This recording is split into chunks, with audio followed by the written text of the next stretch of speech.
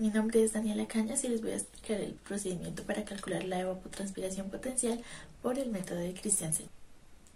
Este método fue desarrollado por Jensen Christiansen en 1966 y se trata de una fórmula empírica que tiene en cuenta la radiación solar, la velocidad del viento, la humedad relativa, la temperatura, la insolación y la elevación del punto de estudio para calcular la evapotranspiración potencial. La ecuación general del método es bastante sencilla y depende de varios coeficientes que se deben hallar. En general, la evapotranspiración potencial es igual a 0.324 por el producto entre la radiación solar, el coeficiente del viento, el coeficiente de humedad relativa, el coeficiente de temperatura, el coeficiente de brillo solar y el coeficiente de elevación.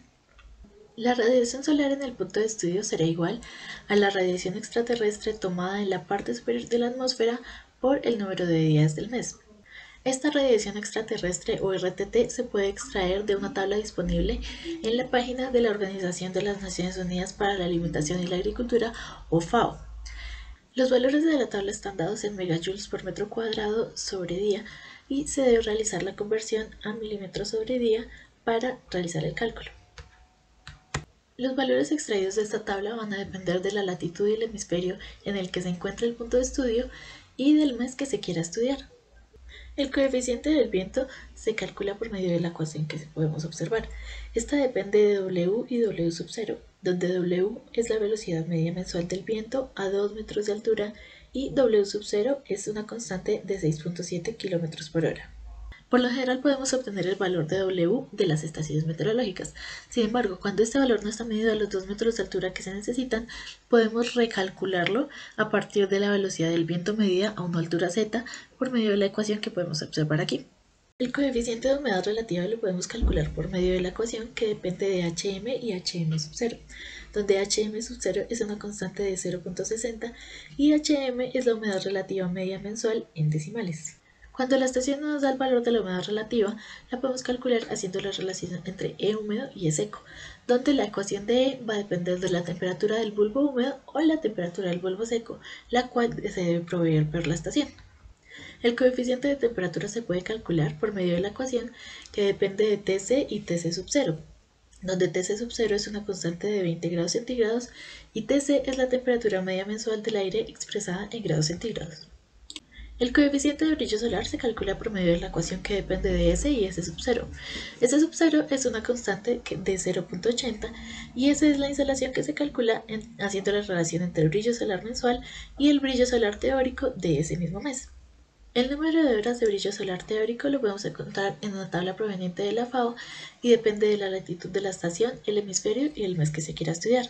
El coeficiente de elevación se puede calcular por medio de la ecuación que depende de E y E sub 0, donde E sub 0 es una constante de 305 metros sobre el nivel del mar y E es la elevación promedio de la zona de estudio. Después de calcular todos nuestros coeficientes, solo nos queda reemplazar en la ecuación general y calcular la evapotranspiración potencial. Buenas tardes, yo soy Ana María Moreno Gómez y vengo a mostrarles el ejemplo. Se quiere saber la evapotranspiración en el municipio de Nemocón, Cundinamarca, para el mes de enero. Para esto se tienen en cuenta los datos proporcionados por la estación Checúa, que se encuentra a 2.580 metros sobre el nivel del mar, a una latitud de 5.9 grados y una longitud de 73,9 grados. De la estación se toman los siguientes valores: velocidad del viento 2.5 metros sobre segundo, humedad relativa de 0.58, temperatura media de 14.2 grados centígrados y brillo solar de 7.08. Bueno, entonces para el desarrollo del ejemplo anterior, primero se tienen que hallar todos los coeficientes que nos pide la ecuación de evapotranspiración. Empezando por radiación solar, entonces vemos la latitud donde está ubicada la estación, que es en 5.9. Con ella vamos a la tabla número 1 que se mencionó anteriormente, buscamos el mes de enero y nos da un valor aproximado de 33.7. Por manejo de unidades pasamos este 33.7 a milímetros por día y lo multiplicamos por 0.408, teniendo 13.7496 como radiación extraterrestre.